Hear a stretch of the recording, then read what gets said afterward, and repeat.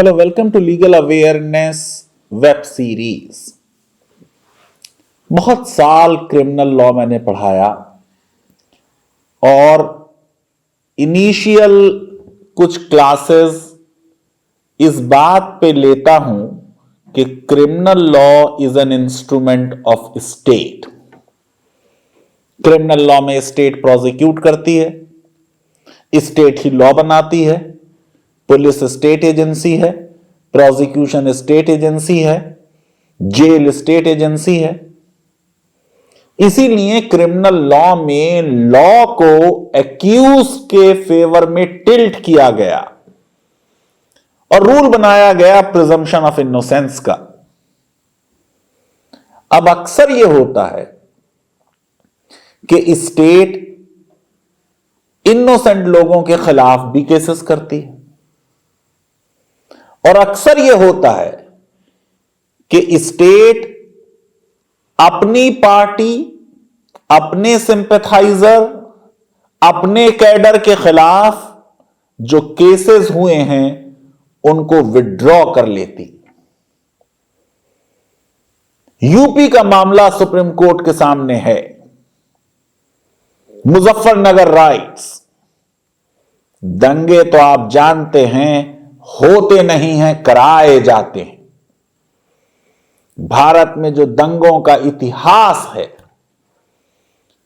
उसने बार बार यह साबित किया और कितने कमीशंस इस पर बैठ चुके हैं और यह कह चुके हैं कि अगर कोई दंगा 24 घंटे के अंदर अंडर कंट्रोल नहीं लाया गया, इसका मतलब डिस्ट्रिक्ट एडमिनिस्ट्रेशन और पॉलिटिकल मास्टर्स उस दंगे को समाप्त करना ही नहीं चाहते। डीएम और एसएसपी अगर चाहें तो किसी भी दंगे को 24 घंटे में कंट्रोल कर सकते हैं। इसलिए ये सजेशन भी आते रहे हैं और कुछ राज्यों ने इन्हें माना भी है कि अगर किसी डिस्ट्रिक्ट में 24 घंटे में दंगा कंट्रोल ना हो तो एसएसपी और डीएम का या तो ट्रांसफर किया जाए या उन्हें सस्पेंड किया जाए। अब ये 77 केसेस मुजफ्फरनगर के दंगाइयों के खिलाफ थे। उस दंगे के नतीजे में आपने देखा इलेक्शन में क्या हुआ। उस दंगे के नतीजे में किसका पॉलिटिकल फायदा हुआ और किसकी रोटियां सिकी आपको मालूम है। सुप्रीम कोर्ट ने इस मैटर में जो बीजेपी से ही एसोसिएटेड लॉयर इस केस को सुप्रीम कोर्ट में लेके गए थे, अश्विनी उपाध्याय, अभी कंट्रोवर्सी में रहे बेचारे, जो जंतर मंतर पर जिस तरह के प्रोवोकेटिव नारे लगाए गए, एक दिन शायद पुलिस की कस्टडी में भी रहे। इसमें सुप्रीम कोर्ट ने एक MI अपॉइंट किया था, बहुत अच्छे वकील हैं, विजय हंसारिया साहब। उनके फादर सुप्रीम कोर्ट के जज रहे हैं, जस्टिस हंसारिया।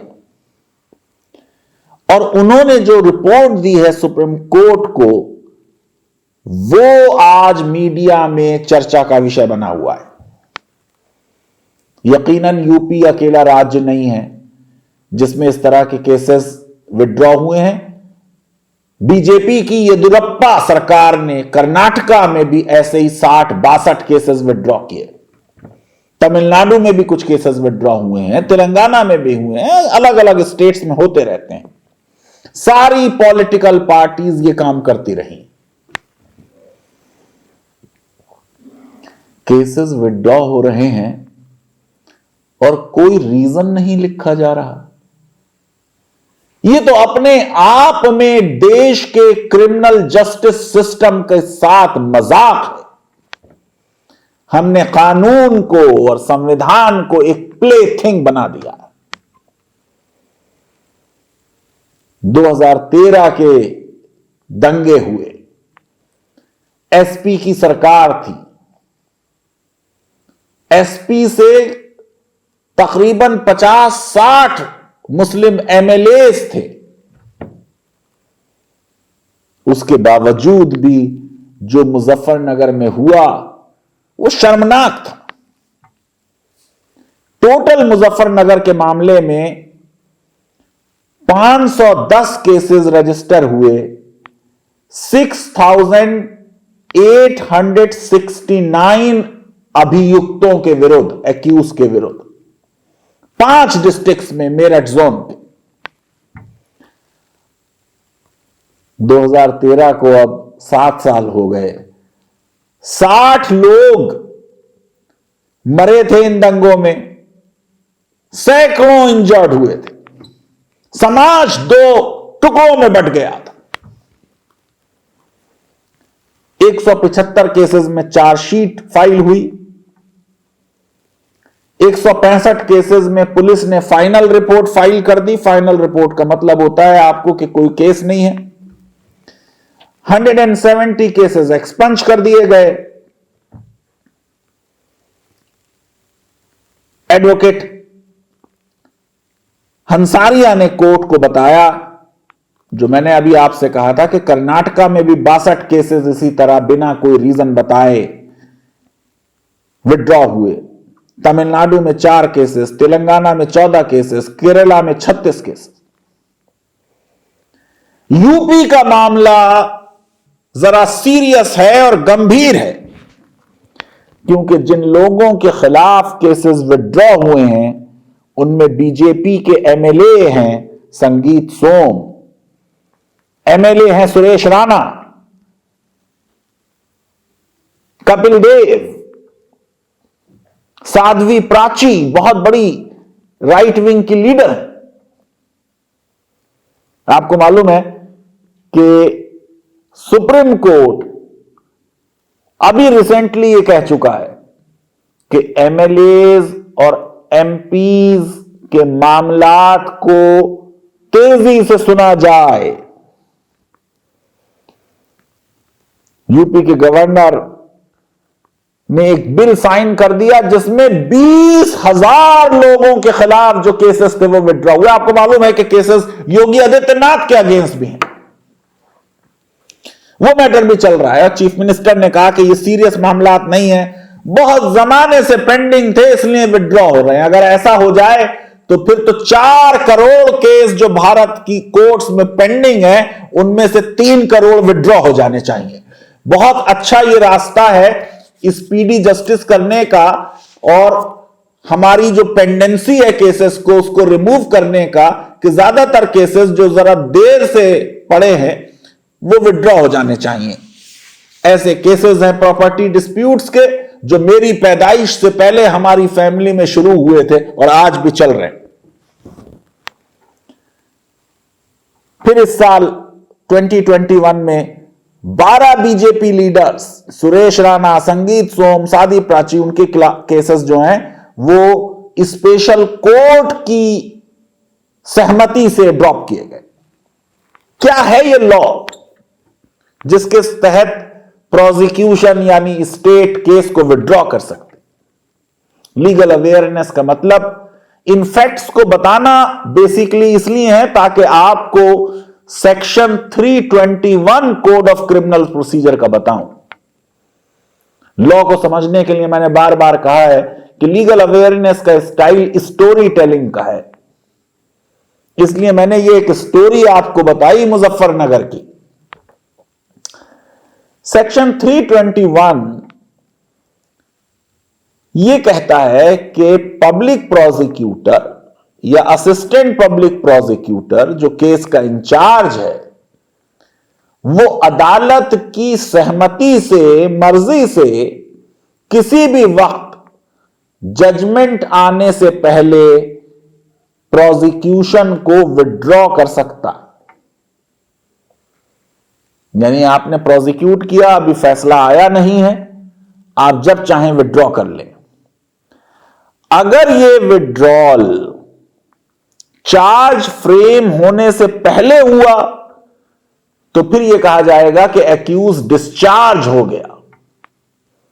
अभी आपने देखा कि कई केसेस ऐसे हुए जिनमें सिविल सोसाइटी एक्टिविस्ट डिस्चार्ज हो गए, अदालत ने कहा कोई केस नहीं है प्रोसीड करने का।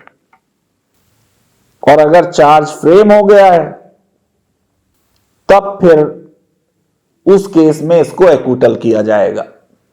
जो क्लॉज है वो कहता है, if it is made after a charge has been framed और when under this code no charge is required he shall be acquitted in respect of such offence और ऑफेंसेस। तो उसमें कुछ शर्त हैं कि प्रोवाइडेड वो ऑफेंस यूनियन एग्जीक्यूटिव की पावर से रिलेटेड ना हो, या उसका investigation Delhi special police establishment under Delhi special police establishment act के तहत ना हुआ हो, या उसमें मिस अप्रोप्रिएशन और डिस्ट्रक्शन और damage to any property belonging to central government ना हो, या वो किसी ऐसे आदमी ने ना किया हो जो सेंट्रल गवर्नमेंट की सर्विस में है और उसने अपनी ऑफिशियल ड्यूटी के दौरान ये काम किया। जो बात मैं आपको बताना चाह रहा हूं कि अगर सरकार ये समझती है कि किसी के खिलाफ एक झूठा मुकदमा कायम हुआ है, तो सरकार को अधिकार होना चाहिए कि वो उस झूठे मुकदमे को वापस ले। लेकिन ये नॉन स्पीकिंग ऑर्डर ना हो, स्पीकिंग ऑर्डर हो, लिखा जाए XYZ रीजंस की वजह से विड्रॉ किया जा रहा है। जो यूपी का मामला है उसमें सिर्फ यह लिख दिया गया कि साहब state administration after full consideration यह तय किया है उन्होंने कि इस केस को विड्रॉ कर लिया जाए।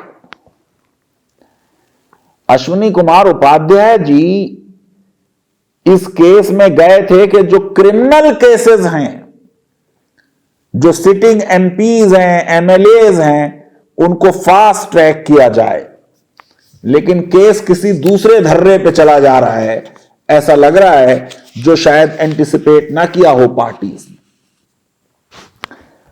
क्या होना चाहिए? ऐसे केसेस विड्रॉ होते हैं, पॉलिटिकल मोटिव से विड्रॉ होते हैं। एमआईकस का यह कहना है कि ये सारे केसेस इलाहाबाद हाई कोर्ट अपने रिविजनल ज्यूरिसडिक्शन में सेक्शन 401 के तहत फिर से सुने, जैसा कि सुप्रीम कोर्ट ने के अजित के केस में 2021 में ले डाउन किया था। सजेशन यह है कि पॉलिटिकल कंसिडरेशन से, एक्सट्रॉनियस कंसिडरेशन से, आपको मालूम है बहुत बड़ा इलेक्शन होने जा रहा है यूपी में, बहुत बड़ा इलेक्शन होने जा रहा है, बहुत बड़ी स्टेक्स हैं। कोर्ट से कहा जा रहा है कि सरकार अगर समझती है कि झूठा केस, मैलिशियस प्रोसिक्यूशन हुआ है, तो वो ऑर्डर पास करते वक्त रीजन जरूर रिकॉर्ड करें इंडिविजुअल केसेस में।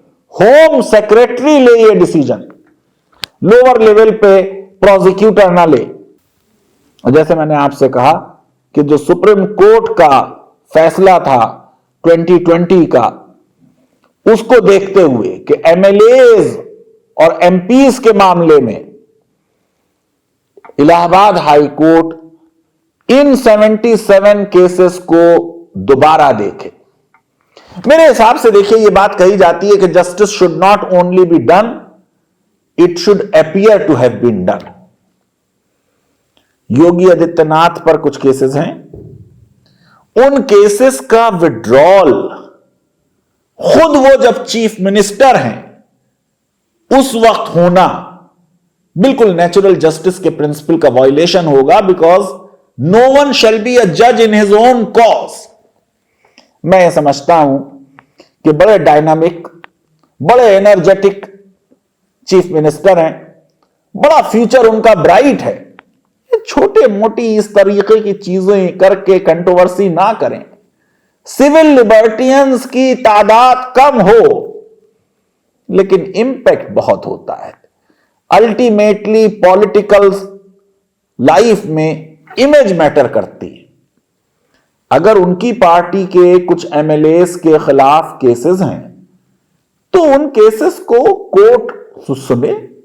अगर एविडेंस नहीं है और प्रोसिक्यूशन अगर स्टेट के अंडर में है, तो कोई बहुत अच्छी एविडेंस, बहुत इन्वेस्टिगेशन करके कोर्ट के सामने नहीं रखेगा, इन सारे केसेस में एक्विटल हो जाएगा। यकीनन एमएलएज और एमपीज के खिलाफ जो क्रिमिनल केसेस हैं उनको फास्ट ट्रैक किया जाना चाहिए, ताकि उनका या तो कन्विक्शन हो या एक्विटल हो। मगर इस तरीके से एग्जीक्यूटिव और सरकार का डिस्क्रिशन इस्तेमाल कर कर किसी खास पॉलिटिकल पार्टी के, जो रूलिंग पार्टी हो, उससे कनेक्टेड लोगों के केसेस विड्रॉ कर कर रूल ऑफ लॉ पर एक प्रश्न चिन्ह ही लगता है। लीगल अवेयरनेस वेब सीरीज अगर आपको पसंद आती है तो मेरी रिक्वेस्ट है कि हमारे इस वीडियो को वाइडली शेयर करें, हमारे चैनल को सब्सक्राइब करें और बेल आइकन और लाइक जरूर क्लिक करें। बहुत बहुत शुक्रिया, धन्यवाद, थैंक यू वेरी मच।